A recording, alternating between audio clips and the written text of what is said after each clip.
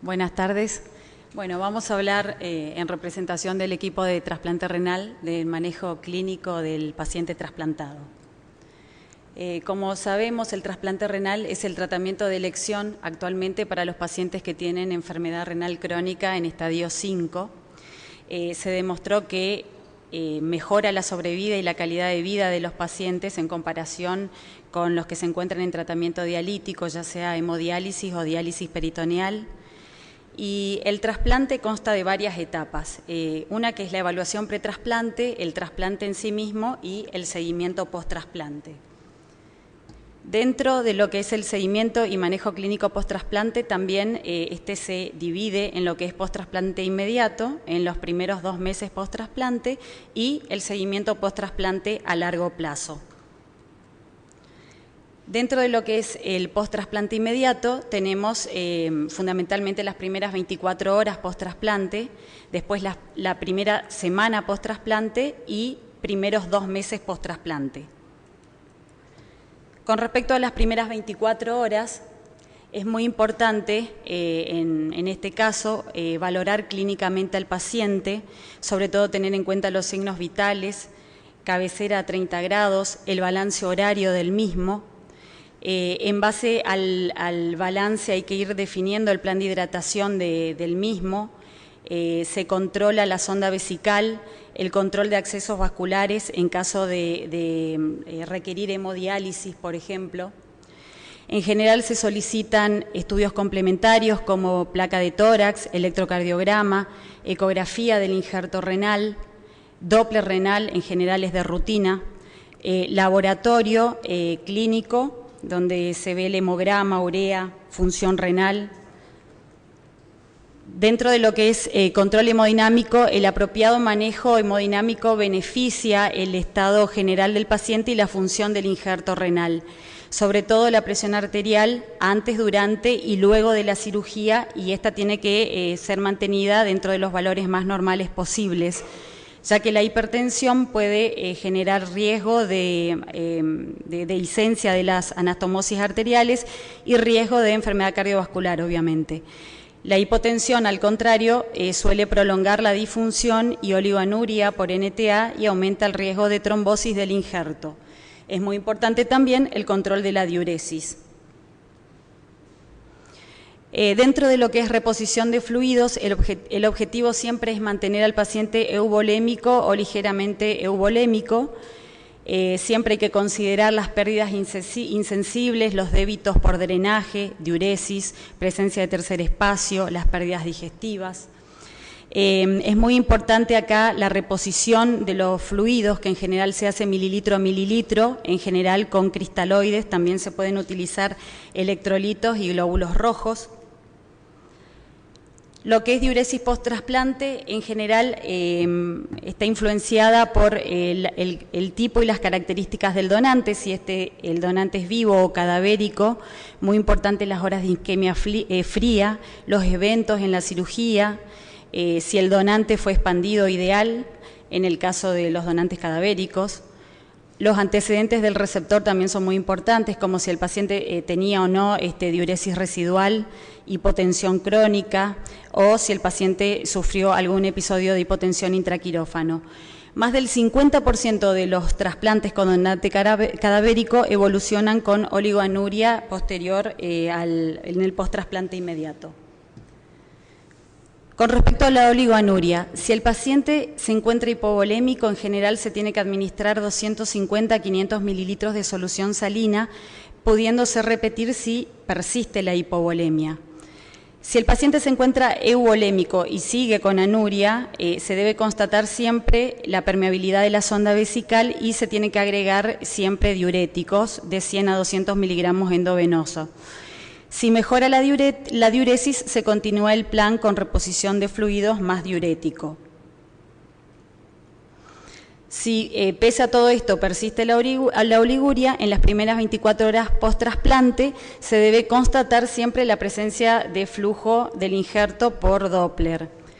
Ante la ausencia de flujo hay que reexplorar la anastomosis y también siempre hay que considerar la presencia de un rechazo hiperagudo por lo cual hay que hacer valoración macroscópica del órgano y hacer toma biopsia del mismo. Si el flujo es positivo, hay que descartar colecciones perirrenales, presencia de hematomas, fístulas urinarias, obstrucción de las vías urinarias, también siempre hay que tener en cuenta la función retardada del injerto. En general, la poliuria se da más frecuentemente en los trasplantes con donante vivo. Se debe a veces a la reposición exagerada con cristaloides que se hace a estos pacientes. Siempre es fundamental valorar el ionograma. Puede requerir también reposición de potasio, de calcio, de magnesio. También hay que tener en cuenta que estos pacientes pueden sufrir sangrado. Valorar siempre la magnitud del mismo y la repercusión hemodinámica, la caída del hematocrito, los débitos por drenaje, la presencia de tumoración en la zona del injerto, la necesidad de transfusión. Se suelen solicitar ante sospecha ecografía o TAC y obviamente evaluar la necesidad de una reintervención quirúrgica. La hemodiálisis post-trasplante también se suele dar en casos que el paciente se encuentre con sobrecarga de volumen refractaria, ante casos de hipercalemia, acidosis metabólica refractaria o también sangrado.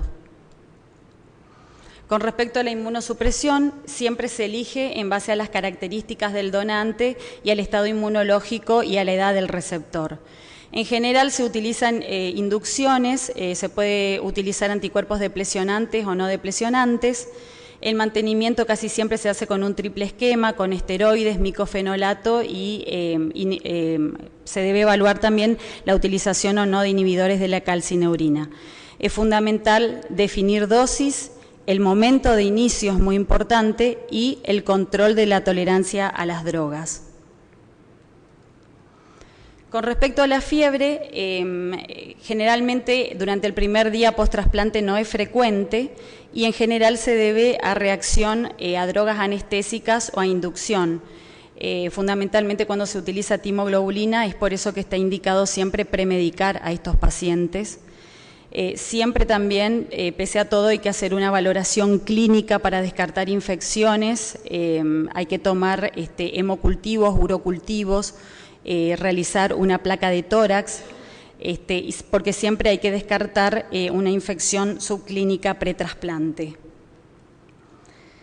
Con respecto a la primera semana post-trasplante, también hay que seguir con los controles de signos vitales, examen físico, hay que seguir haciendo balance a los pacientes, control de diuresis, ver si empiezan con tolerancia oral, permanencia o no de sonda vesical según anastomosis urológica, el esquema inmunosupresor, si sigue con inducción o no, el mantenimiento, la dosis, la tolerancia, dosajes de drogas si es que amerita, y ya en la primera semana post-trasplante el paciente tiene que estar con profilaxis para citomegalovirus o PCP.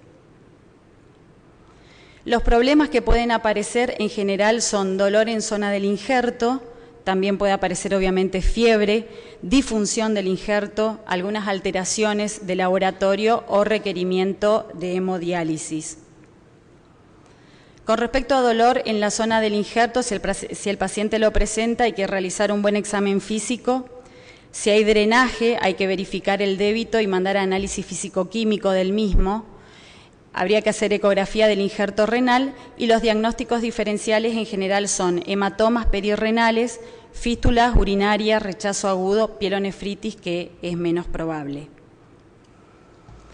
Dentro de las causas de fiebre en la primera semana están las de causas infecciosas, causa inmunológica y reacciones a droga.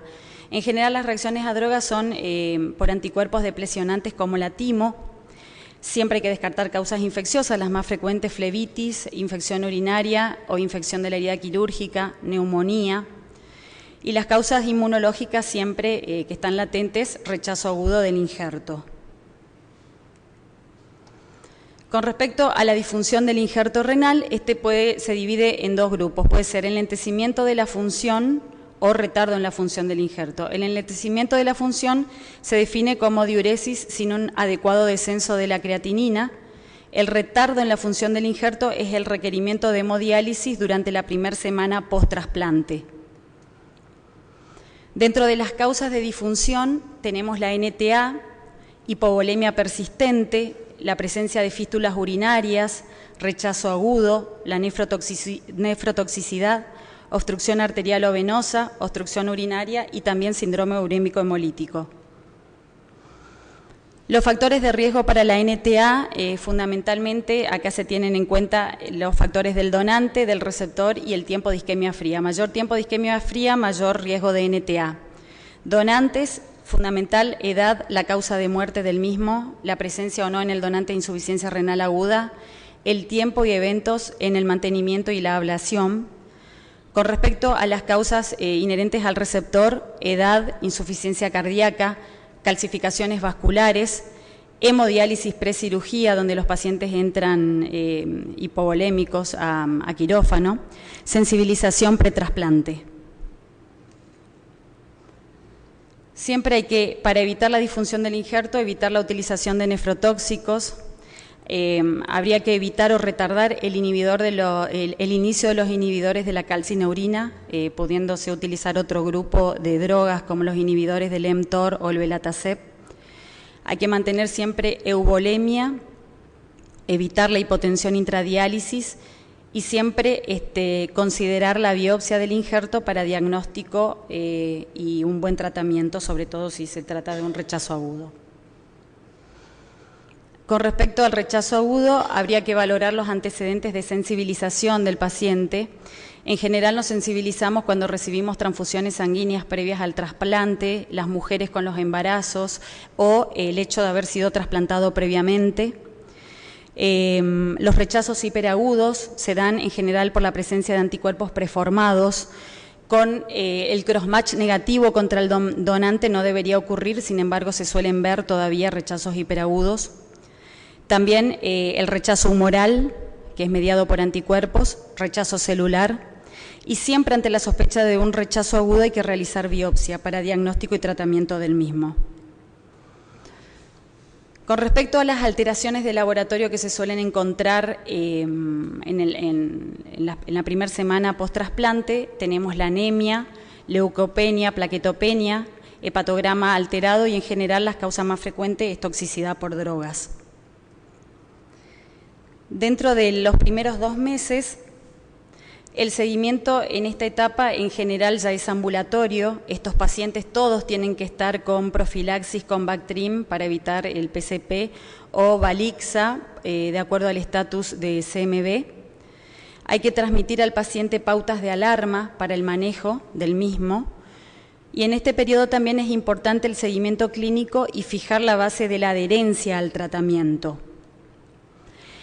Las pautas de alarma que en general se le dan al paciente son la presencia de fiebre, dolor en la zona del injerto, disminución o falta de diuresis. Se alerta también al respecto de la intolerancia a drogas inmunosupresoras como vómitos, diarrea y también cuando se quedan sin medicación inmunosupresora. Con respecto a la fiebre, las causas infecciosas son en general más frecuentes, también las causas inmunológicas. Acá se tienen en cuenta los antecedentes del receptor, sobre todo por la presencia de citomegalovirus, también por infecciones urinarias. Acá hay un aumento de posibilidad de infección por gérmenes oportunistas. Siempre hay que tener en cuenta también las causas inmunológicas, que suele estar asociada a dolor a nivel del injerto renal y disfunción del mismo. Y como ya habíamos dicho, siempre ante la sospecha de rechazo hay que realizar biopsia. Bueno, la disfunción del injerto en esta etapa, a los 2 meses, en general puede ser por rechazo agudo, por toxicidad a drogas, sobre todo a los inhibidores del calcineurin. Causas hemodinámicas, el virus BK, siempre hay que tener en cuenta también la estenosis de la arteria renal o la obstrucción de la vía urinaria. Las alteraciones de laboratorio más frecuentemente encontradas son a nivel de orina, urocultivos positivos, proteinuria, alteraciones del potasio, hiper o hipocalemia, anemia, leucopenia, plaquetopenia, que son secundarias a drogas e infecciones, y también alteraciones en el hepatograma, drogas, hepatitis virales, etc. Con respecto al manejo a largo plazo, con el advenimiento de las nuevas drogas inmunosupresoras también se ha ido mejorando la sobrevida del injerto al año y a largo plazo, aunque este último punto se puede ir mejorando aún más. También por la mejoría en la técnica del trasplante y con las nuevas drogas inmunosupresoras se han podido ir expandiendo los criterios de aceptación tanto de donantes como de receptores. En este gráfico se muestra cómo a través de las décadas ha ido aumentando la sobrevida del injerto renal. En el primer año, acá se ve, bueno, por debajo, en la línea verde tenemos antes de los 80 y arriba de todo tenemos a partir de la década del 90. A partir de la década de los 80 se observó un gran incremento en la sobrevida, sobre todo al año y a largo plazo, porque acá apareció la droga que cambió, digamos, la historia de la inmunosupresión, que es la ciclosporina, en la década de los 80. Dentro de las causas de pérdida de injerto tenemos las inmunológicas, rechazo agudo tardío, crónico, como la glomerulopatía crónica del trasplante.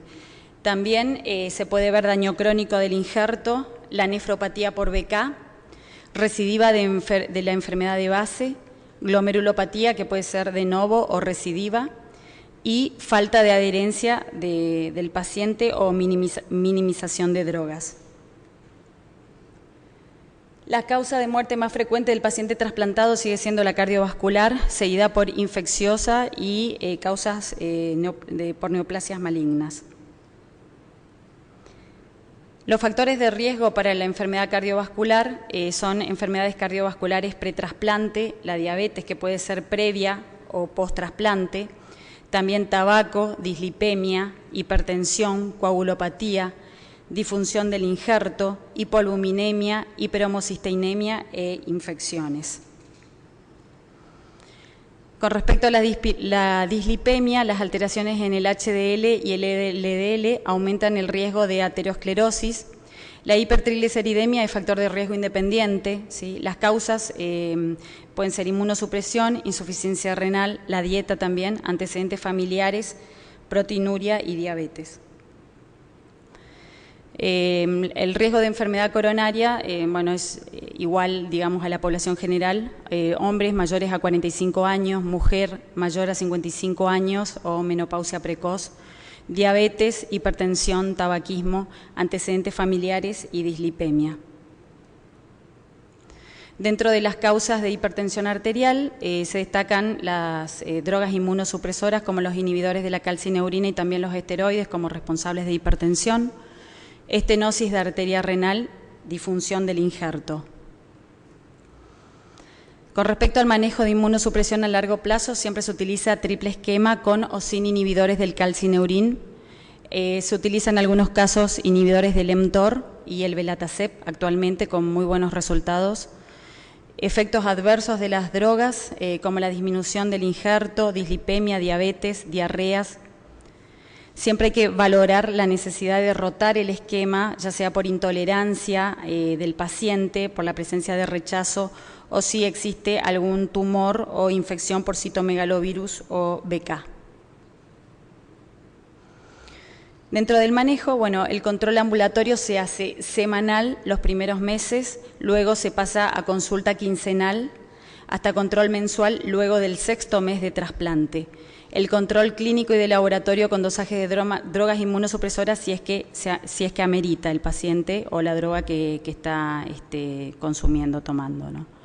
Control de metabolismo fosfocálcico, lipidograma al menos trisemanal, monitoreo anual de los anticuerpos anti-HLA y el monitoreo que se hace también de virus BK cada 6 meses. Al menos una vez al año habría que solicitar placa de tórax, ecografía del injerto y también abdominal, una evaluación cardiológica y en caso de las mujeres ginecológica. En algunos casos vamos a tener evaluaciones más frecuentes o extras según los antecedentes del paciente y siempre hay que considerar las biopsias de vigilancia o de protocolo. Bueno, dentro de los objetivos que nosotros nos planteamos son obviamente optimizar los controles por consultorio, minimizar la no adherencia de los pacientes, monitoreo de la función renal periódica, biopsia del injerto por sospecha de rechazo o de vigilancia, siempre tratar la hipertensión arterial y dislipemia, control cardiológico y un screening tumoral anual y vacunación antigripal y antineumocóxica anual. Muchas gracias.